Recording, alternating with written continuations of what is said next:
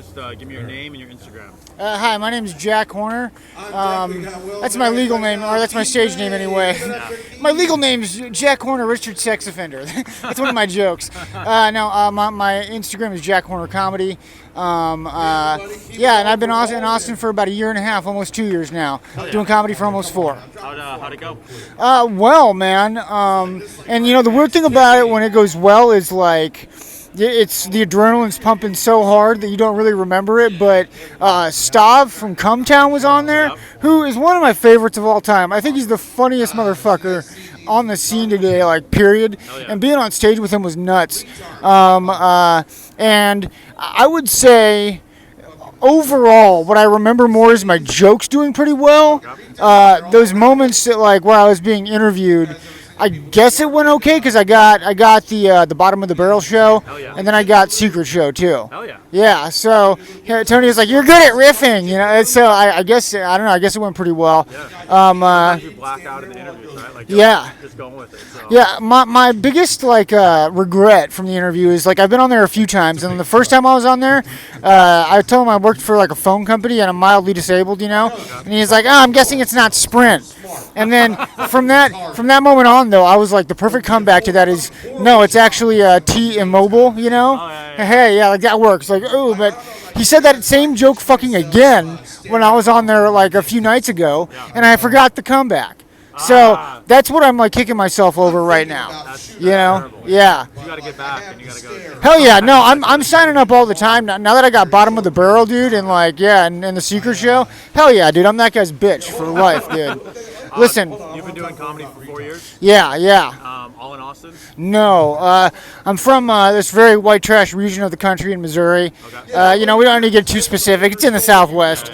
But that's where I started out. And there was only one comedy club, and I was pretty good there, and that was a big shock when I came to Austin, was going to a bigger scene and figuring out that, oh, you're not the shit, and then to get that kind of validation from Kill Tony again is awesome.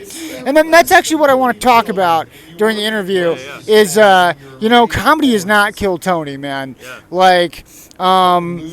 Kill Tony's fun and it's great and it's an amazing experience to be seen by 500,000 people or 1 million people or whatever and meet one of your favorite comics. But if you want to get good at comedy, it's a grind, especially right now. The Lucky Duck, which is Wednesday night. Which is the Lucky Duck's one of the good ones, by the way. It's a big crowd, lots of hot chicks, Alden's awesome, by the way, the guy who hosts this. But if you really want to get good at it, you gotta grind, and keep going at it. And it's really hard some nights to where you see the same 40 people and you're going to say, man, do I want to see the same 40 fucking people again, or do I want to go home and smoke weed and watch Netflix, And you got to fight that, That's a good point, because you've been around forever. You've been around since I've been around. 4 years or so. And there's a lot of people that come into Austin and they're like, oh, I'm going to do Kill Tony, and that's how I'm going to launch my comedy career. And Kill Tony's really useful, for exposure, but a lot of the work is a place like this. Yeah. So you're doing the work every single week at the mics. Yeah, and you don't want to bite off more than you can chew. I don't know if that's the right analogy I'm looking for, but you don't want to think you're good before you're actually good. Because if you've been doing comedy 2 months and you go on Kill Tony and Tony likes you and you get a big joke book, you've still only been doing comedy for 2 months. You don't know what you're doing yet. You're very, very new at this. So and that's one thing I want to say to the people that maybe have been on Kill Tony and didn't get the big joke book or it didn't go well. That's not the real comedy journey right there. There's no golden ticket moment or Willy Wonka moment where you get picked and it's, oh man, everything's great. No, you're going to have to work to get good like you do with anything. I really want to drive that point home. So, and you've been on Kill Tony before? Yeah. 3. 3 times? Yeah. Those go well? Yeah. I mean, so again, I'm pretty critical of myself. I mean, I don't like saying they went well, and I actually dealt with this a lot at the bottom of the barrel show.